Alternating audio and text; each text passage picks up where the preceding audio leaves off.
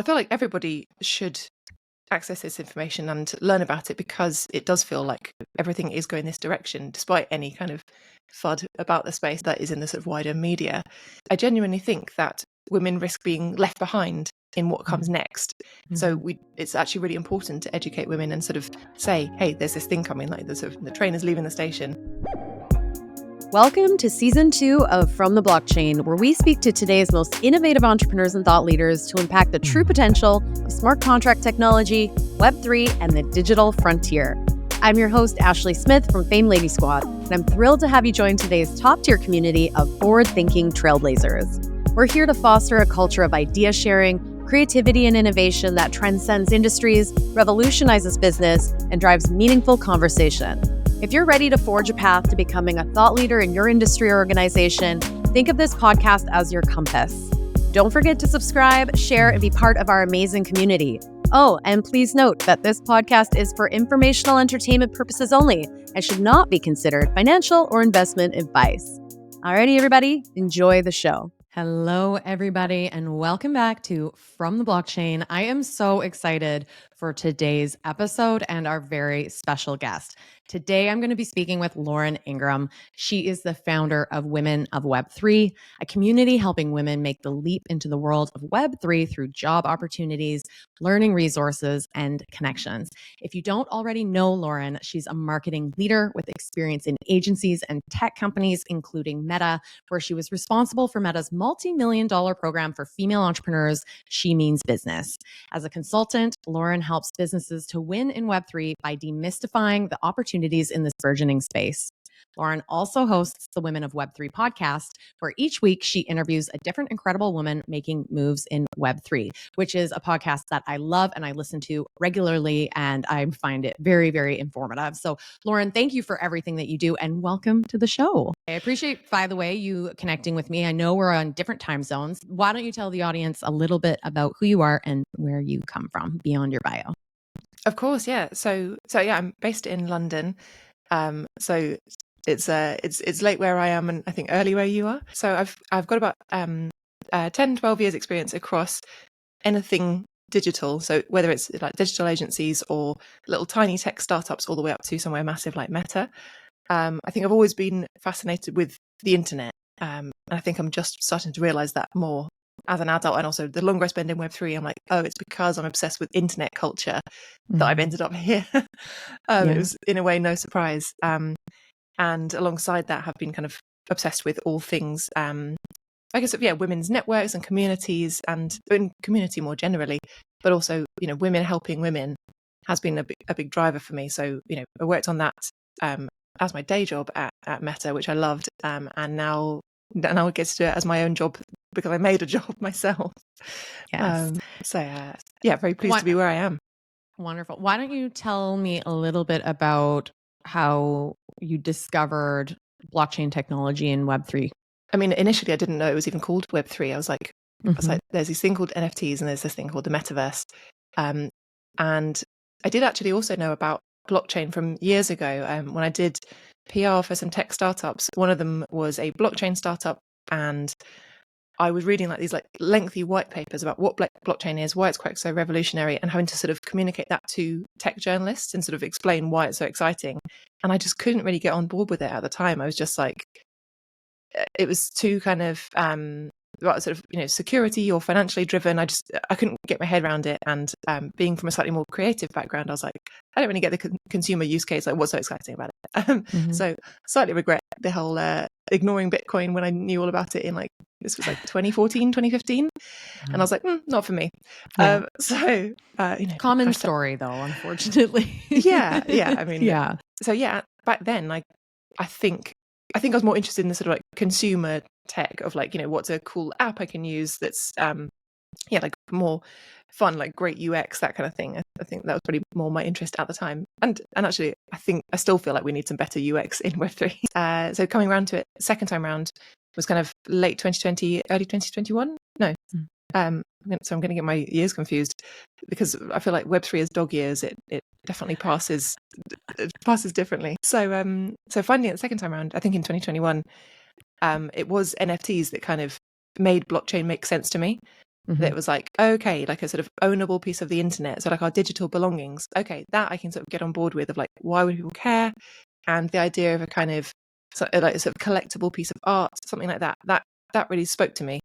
Maybe spoke to my kind of inner Beanie Baby collecting self. I don't know, but I did also own Pogs. I don't know if those are big in North America as well. They were. Definitely part of my generation, and it's something I've brought up to some of the younger folks in the Web3 space, and they don't know what it is. I've had to introduce it, so I feel you. Okay, good. Okay, I'm not alone.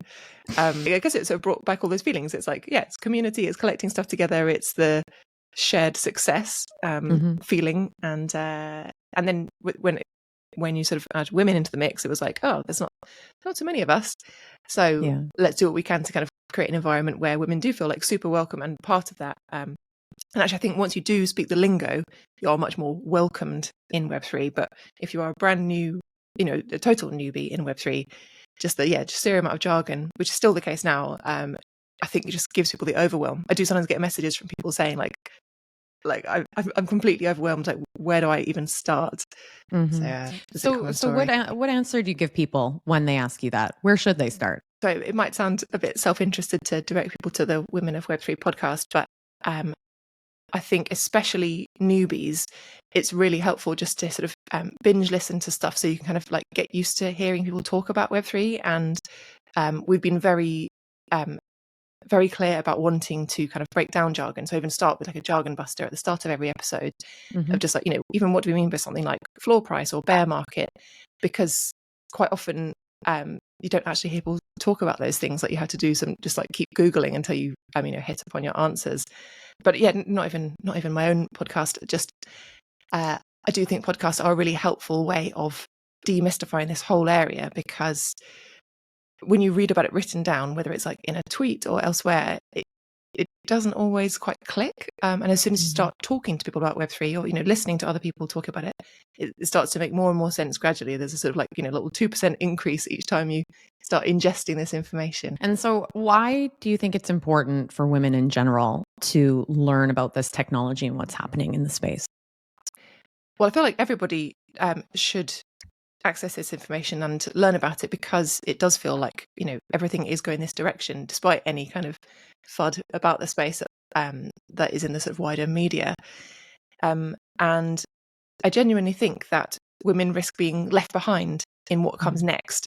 So it's actually really important to educate women and sort of say, hey, there's this thing coming, like the train is leaving the station, and we want everybody to be part of that, because everybody needs to play a role in building what comes next in the internet. Otherwise, it's not going to be for them if they're not involved in making those sort of quite key decisions.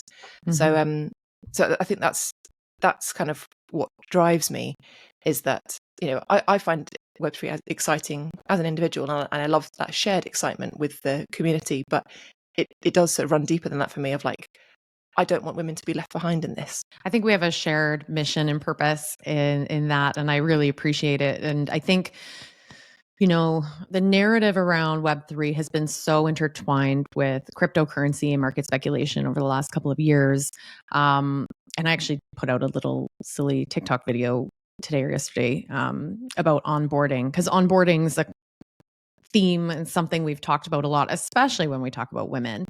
But I think what I'm realizing is onboarding, yes, is important, but I'm thinking, especially with women, it's not just about onboarding people to become consumers of this type of technology. It's about bringing them in and understanding, because it's very likely going to impact their career pathways and how they can add value to their organizations, that sort of a thing.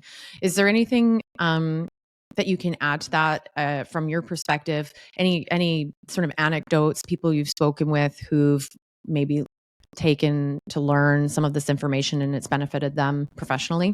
Well, I just think it's quite a helpful distinction what you're saying about onboarding people from a consumer point of view versus like really fully onboarding them, of like, hey, actually come and join this, come and build this stuff with us, because that is quite a big leap. And with Women of Web3, we are trying to do both of those things. Is that as a sort of base level, we would love people to understand it as a consumer and start to feel confident with sort of doing quite basic blockchain transactions, and whether it's buying NFTs or buying some crypto, and owning their own digital assets. Mm-hmm. Great. And then we also have a jobs board and a talent collective to actually get people working in this space, because we are still actually quite severely underrepresented when you look at who works in the space. Mm-hmm. I do think there is still a little bit of a sort of cultural issue of like women feeling it feels very obvious that they're in the minority when they're actually working in, say, like a DeFi startup or crypto exchanges, anything like that. It's it is very male, and I think sometimes quite a macho culture, even sometimes that men sometimes have to also kind of be sort of hyper masculine. Mm-hmm. There's a sort of element of bravado in all things like Web3 and crypto, but we are seeing we're starting to see sort of more and more like success stories of people coming to us and saying like, hey, thanks to listening to your podcast and coming to your events, I now actually work in this space. Like somebody came up to me at the co-working space that I work at in London, and she was like, oh, are you Lauren Ingram? I came to one of your events last year, and now I work for someone that you interviewed on the podcast. So that's a success story, and that just made me really happy hearing that it was something that really resonated with her and with broader people, and it's actually she's actually changed career path off the back of that. That's pretty significant. Clearly people have to take an interest, especially if they're diving into, say, something new, right? So there's a learning curve to understand what all of this means. What sorts of professional or job opportunities are you finding are becoming available and maybe of interest that people who haven't taken the time to understand this tech might be interested in and realize they probably can bring value to? Are there any specific areas that are top of mind? Ooh, that's a good question. Something that I tend to mention to people if they are new to this space is that Web3 startups need the same functions, the same roles as other, typical startups and other companies. So all the kind of whether it's sort of back office or marketing or the financial side of things, obviously you do need to kind of start getting on board with the jargon and the product, but actually it doesn't necessarily need to be a totally new role as well as entering a new industry. So you might be able to just basically do what you already do in this new field, but you'd probably need to kind of learn the language in order to operate in it successfully or kind of get off the ground quickly. I do think people need to, the women in particular, I think are cautious about making mistakes and taking the leap and taking the risk and kind of learning. I don't want to say learning as you go. I think women do that naturally, actually. But they want to present themselves as best they can and they want to do a good job. And I do find that as a gap. And I'd love to see more, even on my end. Like I've looked for support previously to help me with some of my social content, even related to the podcast. And, people do need to lean in to be able to help. It's a fine line if you start talking about crypto type stuff, for example, in the wrong way. You want to be very thoughtful about how you do that, so you're not putting, your audience at risk, for example. So there's a need there, 100%. Yeah. Well, I mean, just sort of building on that, I think what we're hearing from women in our community is they want to know enough, in inverted commas, like, I want to feel that I know enough before I do anything, whether it's applying for a job or just, sort of buying something using crypto, anything like that. They just kind of, they have this sort of minimum amount in their head of like, oh, I just need to like fully understand it before I even touch that. I think that's why people gravitate to things like podcasts, is the kind of ability to just kind of get under the skin of the things without actually having to transact or spend. Or just as a side note, we sometimes talk about Women of Web3 as being a bit of a sort of Web2 community that learns about Web3. That we are not kind of natively, we're not based on the blockchain. You don't need an NFT, but you also don't need a crypto wallet to sit with us, is something that we talk about. So I think beginners find that really reassuring of like, no stupid questions.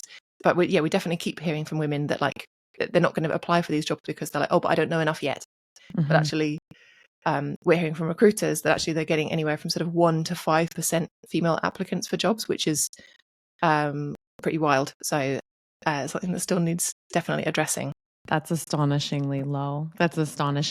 So when you're referring to Women of Web3, your company and your community, what types of things are you doing to connect your community. How is your community coming together? Can you give us an idea?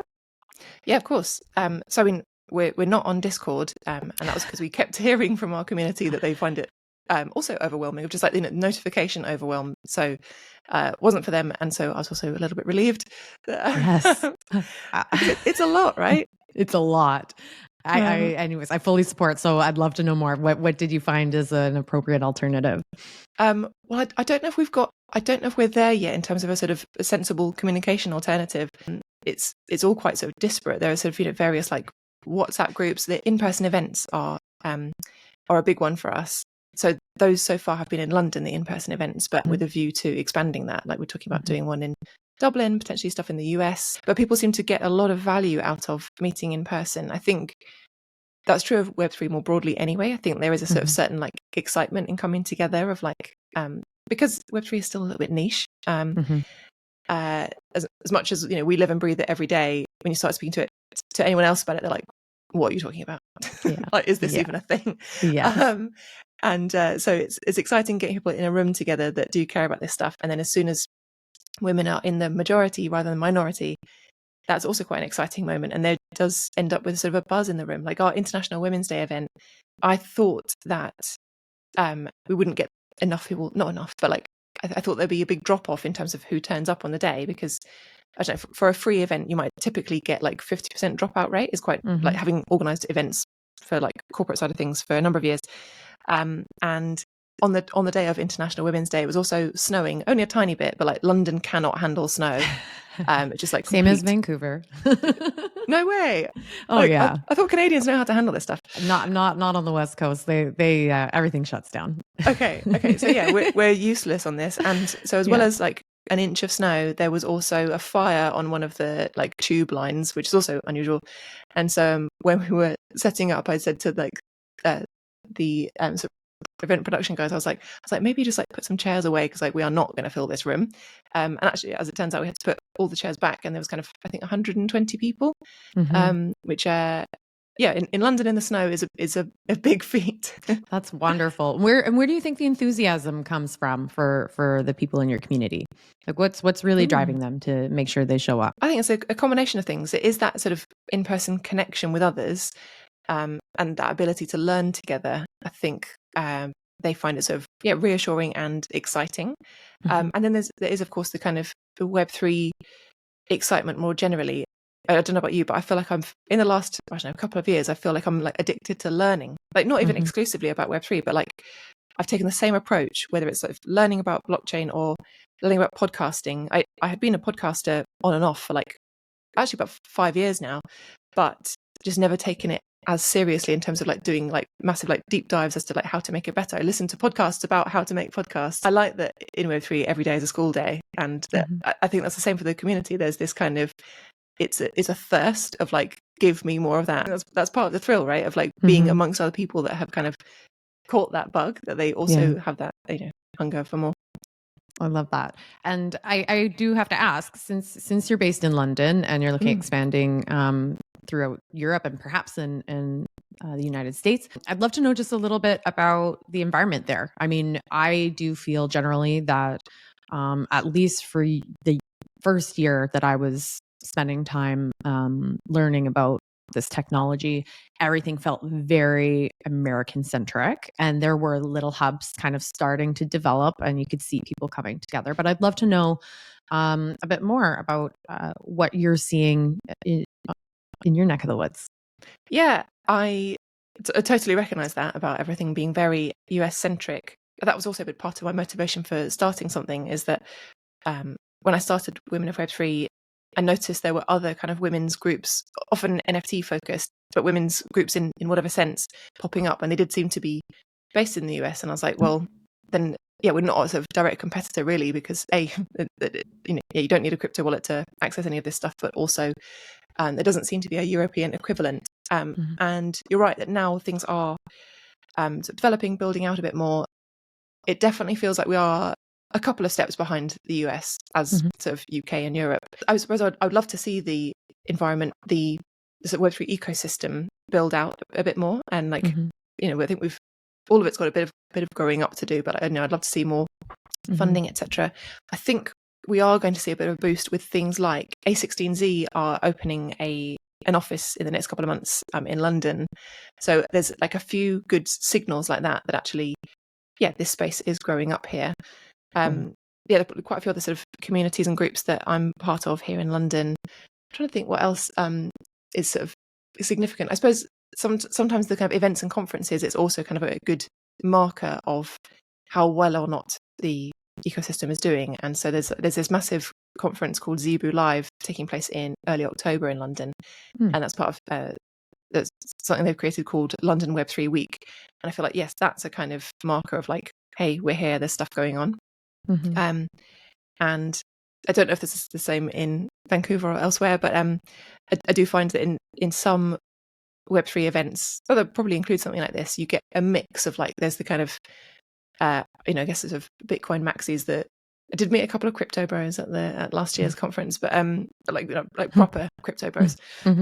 But you also we're starting to see more I don't know, say serious marketers or people that have a sort of like real business interest in helping this space grow up rather than just like a passing interest. But it's pretty encouraging, and it feels good even just being able to sort of talk to more people about it, and like what you're talking about makes sense to them or resonates with them, that kind of thing. And also just briefly, I think you're probably also asking, is there the same level of like, I suppose, negativity around some of this stuff? I'm just loving to know how the interest in the tech in and of itself is maturing.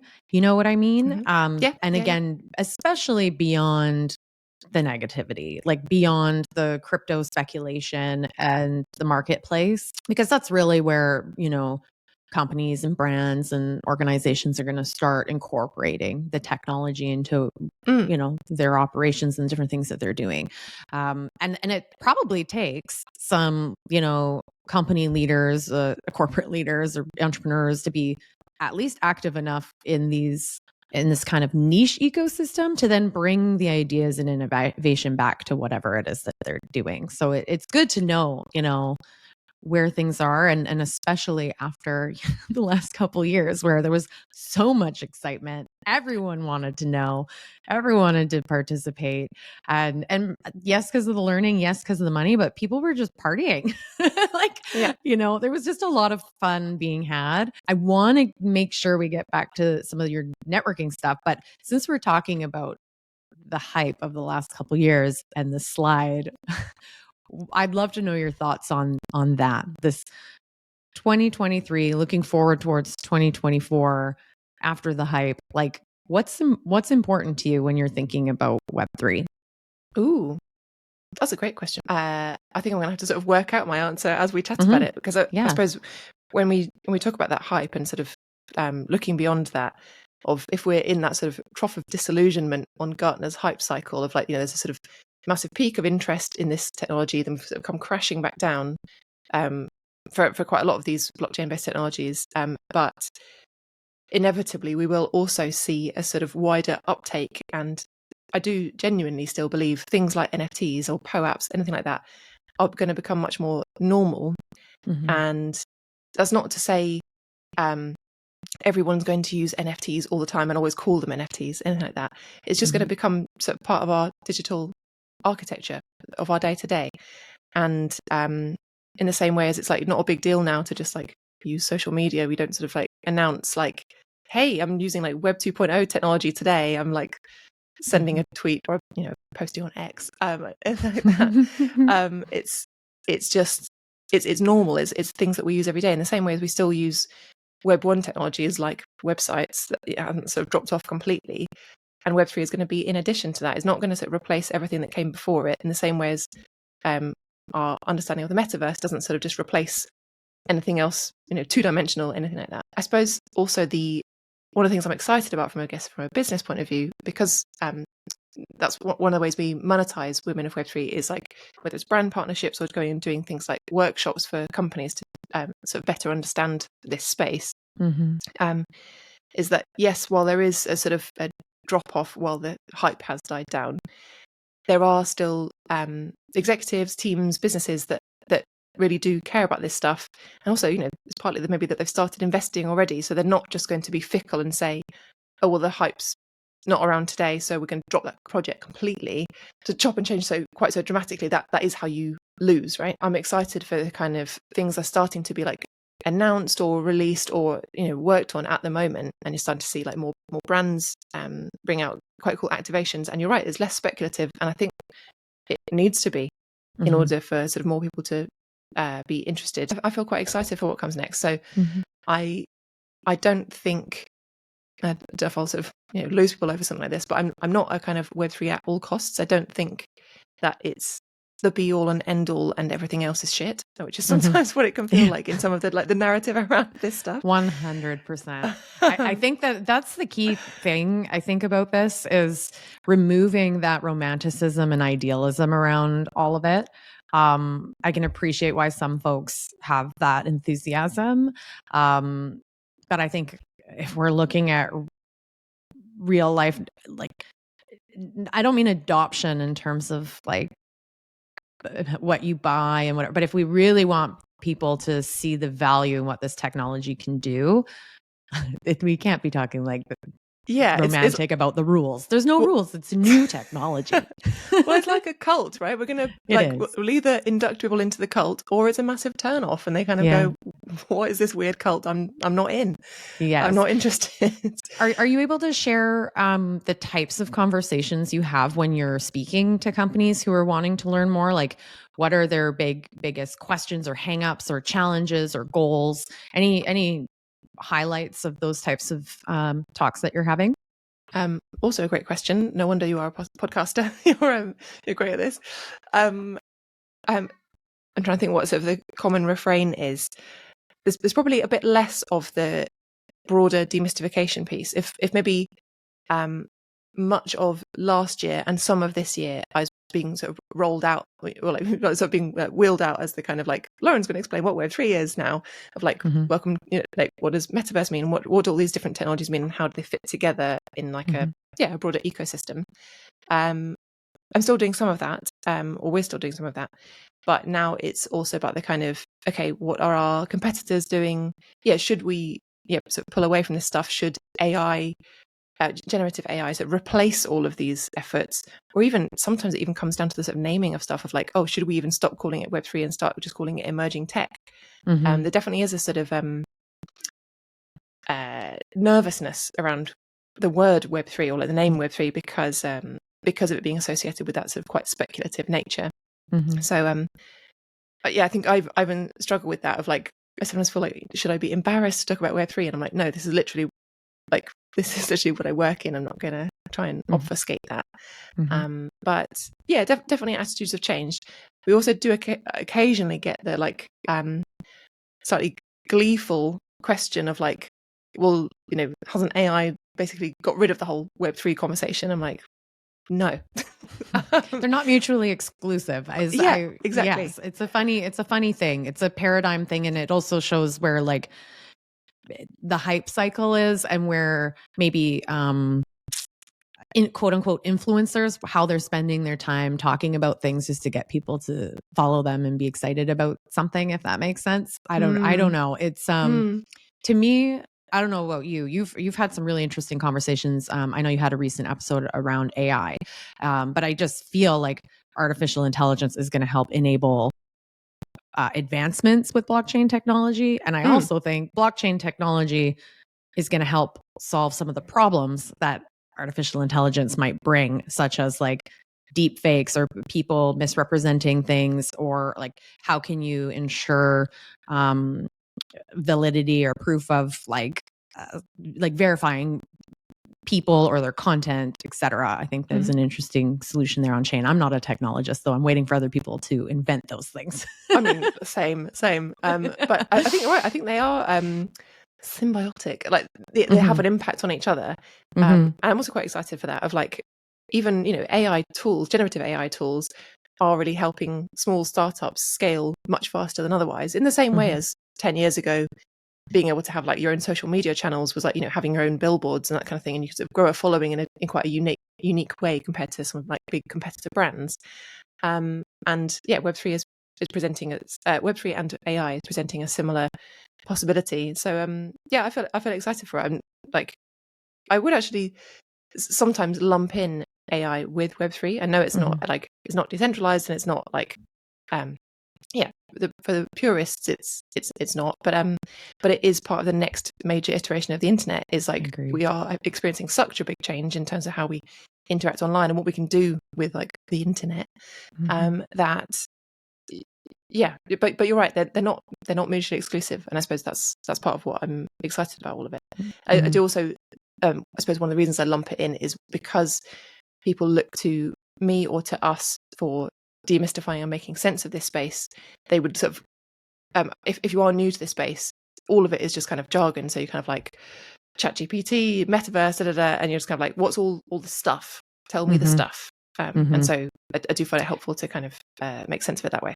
I agree. I think, again, this romanticism of how things need to be and what they need to be called, it's just, we're moving past that. And to me, it is about digital transformation generally, at least from a like corporate standpoint. Like, what are they wanting to do? I mean, that might look different from the consumer end or different types of entities, but I think folks ought to be thinking about how are they using this tech to enable their objectives and reach their goals. So I love that. I feel metaverse is something that I don't really spend much time thinking about, when, on the spectrum of a lot of these things, and for no reason other than I'm just, I'm kind of a squirrel. I'm kind of everywhere. And metaverse, my limited experience has been not awesome with it. I know it's going to get there. And I know people, again, speaking about definitions, have very different definitions about metaverse. But just generally, to me, I think, especially from, say, a business standpoint,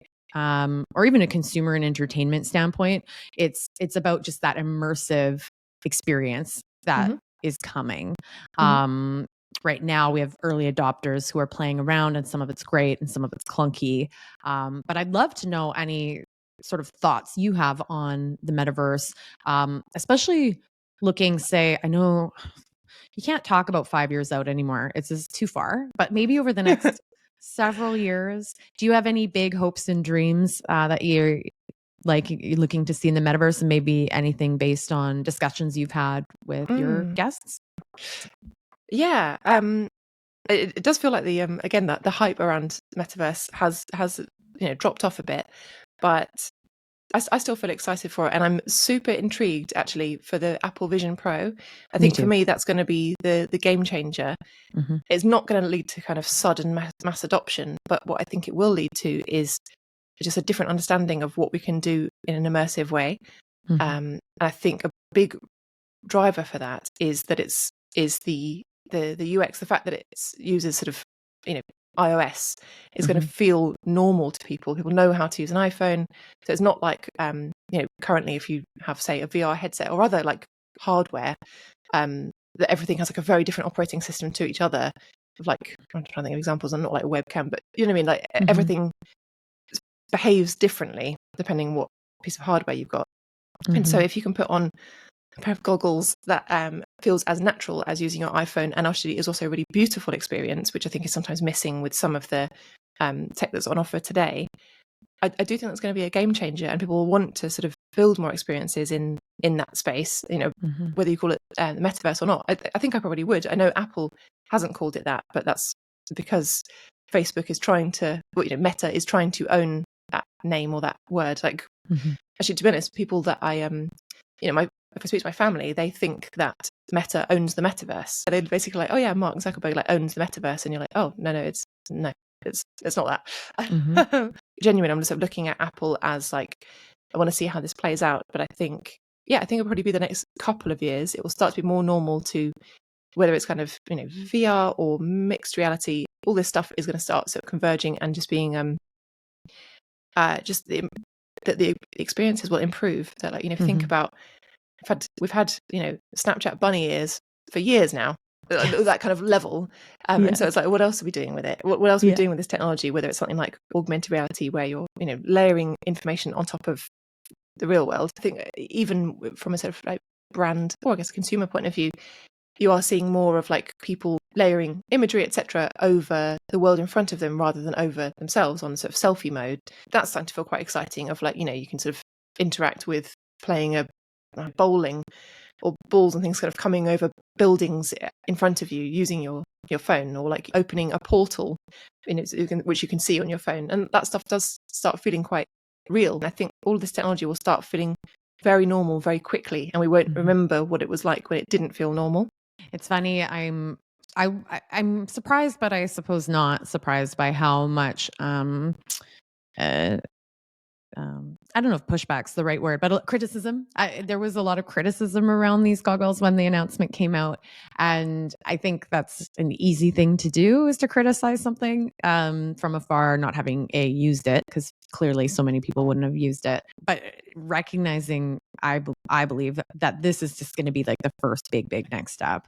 And so many people and companies, I think, are watching to see if it takes off, and watching to see, what might this mean? How can we use this tech to enhance what we're doing, et cetera. And I also think people are very judgmental on the how do I say this? Because I hear it in my household a lot. My partner is not a big fan of like even Web 2, let alone Web 3, but this, people not being outside enough, people not, being immersed in real life enough. And what does that mean for the human psyche and for relationships and all of that? And I can appreciate some of those, being thoughtful about that, but just kind of bringing it back to women in Web3 and diversity generally. I just think women and people from multiple backgrounds need to be involved as these iterations continue to come out, because otherwise they won't be built the way we hope they will be for us. And I always think about the metaverse only built by men, and I'm very scared. Yeah, that would look like. Well, exactly. I mean, you do. Actually, to be honest, I don't know the latest on this, but I do remember a couple of friends saying that they'd had to get like a special, like extra bit of head strap or like some kind of customization of their VR headset, because it's basically designed for men's heads and like wobbles too much on their head and like isn't designed for a sort of petite woman. Which I mean, I'm not a petite woman, I'm 6'1", but and with a massive head. But yeah, this stuff is so important that like all of this stuff should be for everyone. It should be designed by everyone, with everybody in mind. And so yeah, I feel the same. I want to get everybody involved. And just briefly on that real life point, I think I do think it's a sort of valid reservation about some of these things, but I also think there are some people that ask me about it. I guess people that are like less close to this stuff might say something like, "Oh, but then aren't we just going to be stuck in these screens all the time, or like stuck in the metaverse kind of thing, and not interacting with real people?" I'm like, look around you, like any given public place. If anyone's on their own, they're basically guaranteed to be looking at a phone screen. Like, in fact, I get suspicious of people that aren't. If like someone's standing in line for something and they're not looking at their phone, you're like, what's wrong with you? Yeah, what are you about to do? but we are very, very addicted to our screens and to technology and the metaverse. And any of this stuff is a sort of a natural additional step. And but I don't think it's something to be afraid of. I would love to kind of come back to what you're working on a little bit with Women of Web3 and this idea of networking and job opportunities. And I would just love to know a little bit more about how you facilitate job opportunities for women, and what's important there. Like, is it that they don't know where to find the jobs? They don't know who to connect to? Like, what are you finding is most important in that process? The really honest answer is actually that the job side of things is a bit quieter at the moment. Yeah. It feels like there's kind of fewer vacancies around generally, and probably a little bit less interest in terms of women or people wanting to like pivot their career to go and work in Web3. But I do also think that's maybe reflective of what's going on in the wider jobs market. There's just like so much change and churn of like people are really falling out of love with their jobs, or everyone just seems to want change. So I know it's been kind of off the back of the pandemic and then the kind of wider recession, I suppose, we're feeling at the moment, is that people are thinking about what's important to them, having a rethink about what their working life looks like, how their week is structured, that kind of thing. So when it comes to the sort of Women of Web3 side of things, we have a talent talent collective. So we have a normal jobs board where companies can post jobs, but we also have a talent collective where women can apply to be part of that.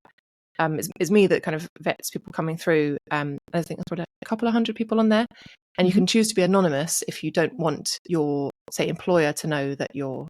Or you can also actually mask yourself to people logged in as that company, which is a useful little trick. I think it's just kind of wanting to get themselves in front of potential Web3 employers. And I think that's what Web3 employers are finding helpful is seeing more women in one place. I think there is definitely less appetite from both sides at the moment, but I suppose that feels okay. It's not our kind of main revenue driver. It's more like a natural, all these things fit together nicely of like, if you want to sort of come and learn this stuff, of like, come to our events, listen to the podcast, come and absorb, come and connect with other people in this space, other women, but other people in this space. And then ultimately, start moving towards getting a job in this area or switch jobs, people that are already in the space and looking for their next thing. Actually, we're hearing more and more of that actually, of like, whether they're either feeling a bit burned out or they might have spent a year in like, something quite crypto focused, and that's a year somewhere like that is a long time actually. So might be looking for their kind of next opportunity. So I don't know if that really entirely answers the question, but I think that the short answer is a little bit sporadic. It's a little bit all over the place, and I think that's reflective of the wider jobs market. Maybe we can speak for a minute or so about LinkedIn, just generally speaking, because I'm wondering if folks who are listening, if they're thinking about a career shift or getting more involved professionally.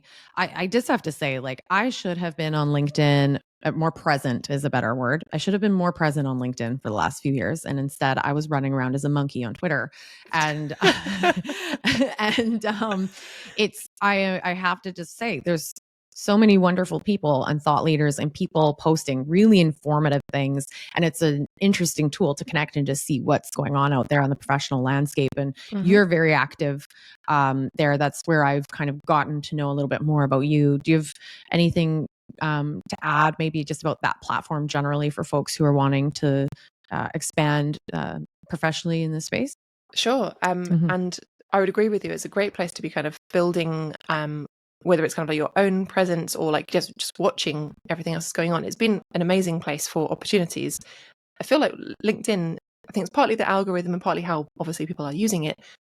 It has transformed in the last sort of 2 or 3 years. Like it's there was even an article, I don't know if you saw it the other day, that was like, LinkedIn is officially cool now, and you're like, that doesn't go quite Snoop that far, Dogg's on LinkedIn now. I think that's why. Exactly. So it genuinely is a good place for like properly building your network of like, I think there are quite a few people now that I have got to know on LinkedIn and then met them in person. I'm like, oh yeah, you're a real human, and like now we actually like properly connected now that I've met you in person. I think it's a really, really valuable networking tool. I think that's also where people are getting interesting paid opportunities, whether it's like an actual job offer or something freelance or kind of partnership opportunities. All this stuff's playing out on there. I'm starting to see more and more people actually just stating what it is that they're looking for. Like somebody saying, actually, this wasn't even like a blockchain related thing. It was somebody in a sort of parallel industry saying, I'm looking for my first like board role. And you could see people sort of starting to reply, or like, her saying, commenting on there, being like, oh, thanks for all the great messages I've been getting about this, that kind of thing. Of it's a good place for like, manifesting interesting opportunities, and it seems to work. Last year, I was selected by LinkedIn to be on their Creator Accelerator program, and that was super helpful. That was kind of a whole bunch of us creators. So it's, in ways, I find it a tiny bit cringe that I'm basically like a sort of LinkedIn influencer. It was really helpful in terms of thinking about like, what do people want to hear from you? So if I'd sort of grown a bit of whether it's like a following or whatever, or connections on there through posting, I suppose, successes of like, oh hey, I spoke at this thing, or like I got this award or whatever, that's not necessarily what people want to read about. It's it's sort of nice briefly.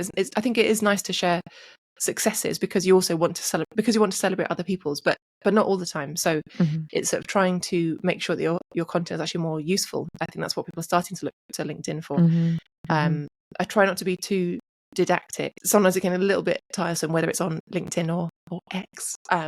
The kind of like blow by blow, here's how to do some stuff. Just some, I don't know, sometimes the tone, it'll be quite sort of, tech bro tone of like, here's like the only way to do this thing. I don't know, I feel like sometimes when any of my social media feeds are open, it's like, here's 20 ways that ChatGPT is and like how you can action it right now, and here's the right way to do it, and it's also all written by ChatGPT. So yeah, I'd sort of try and steer clear of it being too informational, educational, but like some kind of happy medium.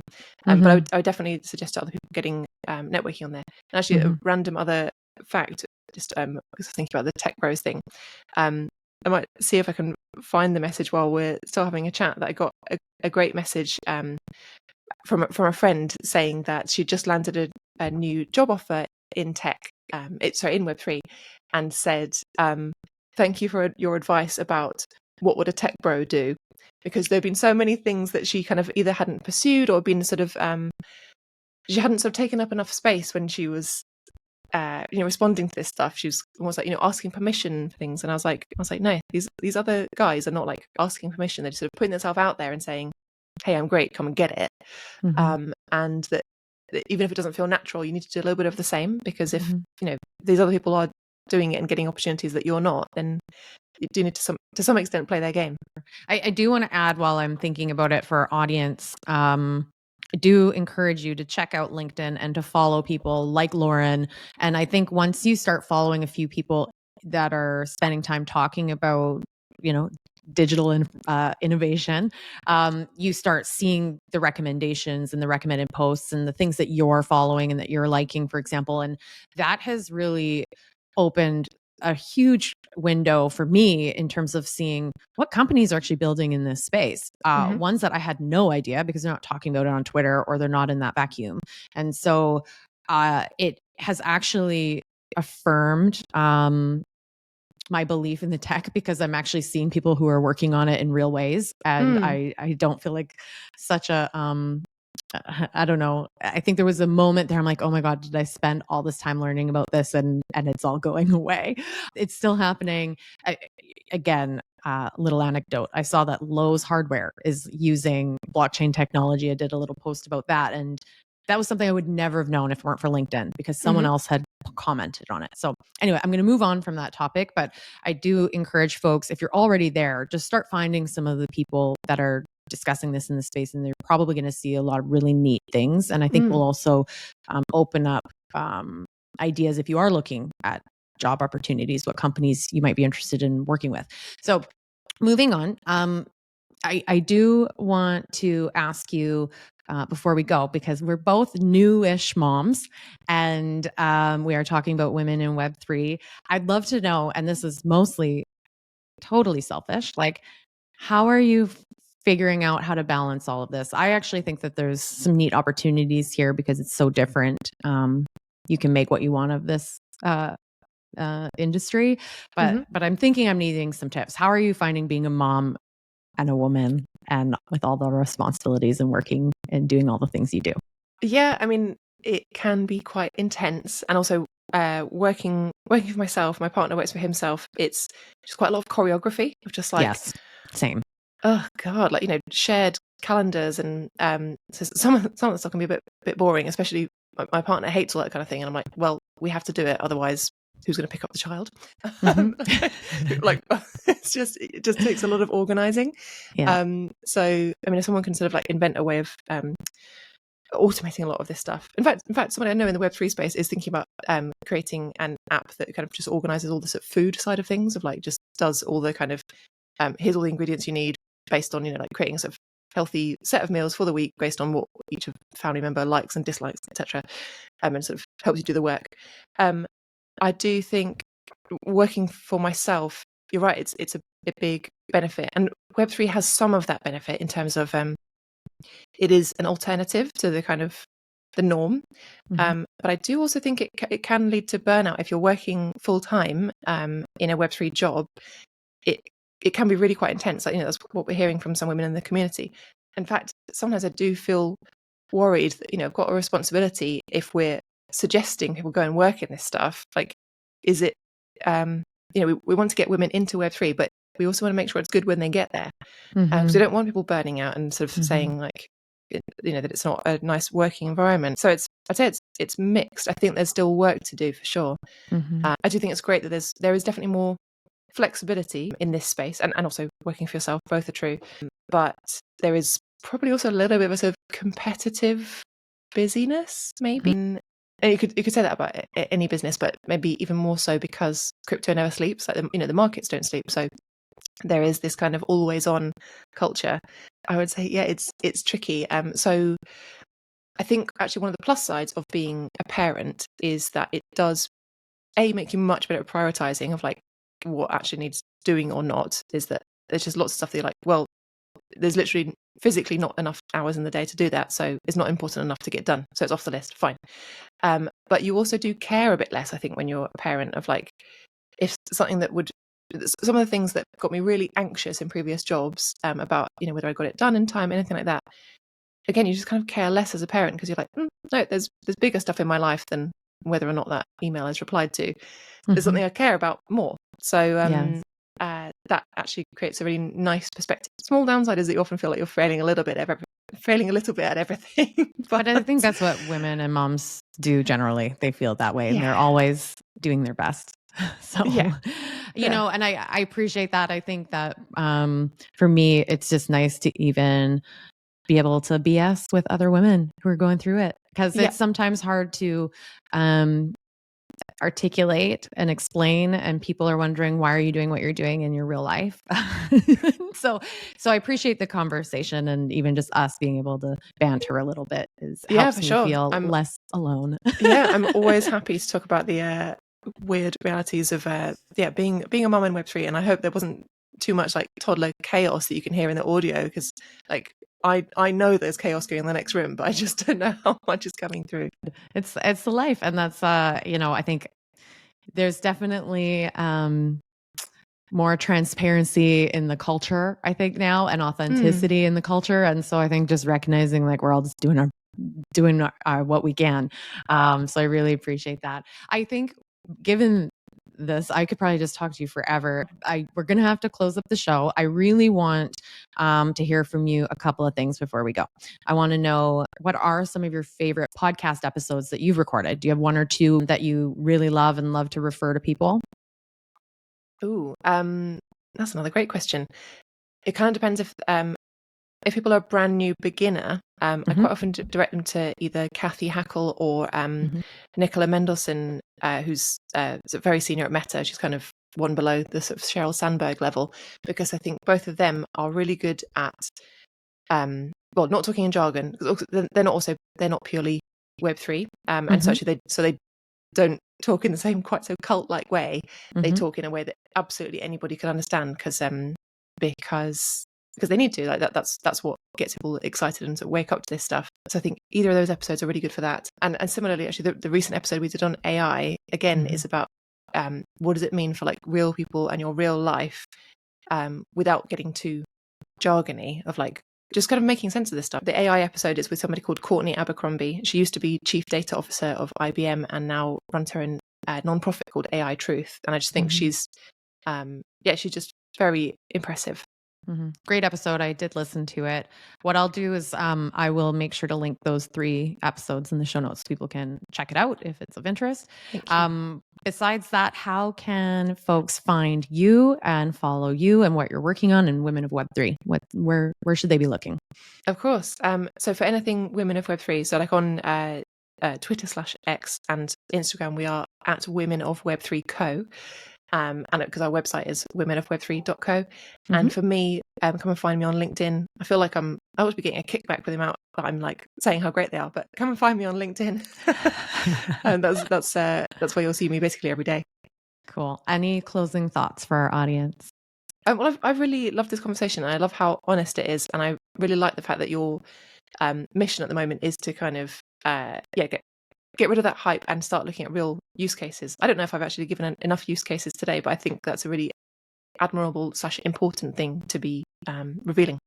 Well, thank you so much. And I hope, especially for the women, but everyone in the audience, check out Lauren's website, check out her podcast, because there's a lot of really valuable information there. I think all of this is really about getting as much information out there so people can figure out what it means for them. So Lauren, thank you so much for coming on the show today. I really appreciate you making the time. Everyone have a great day.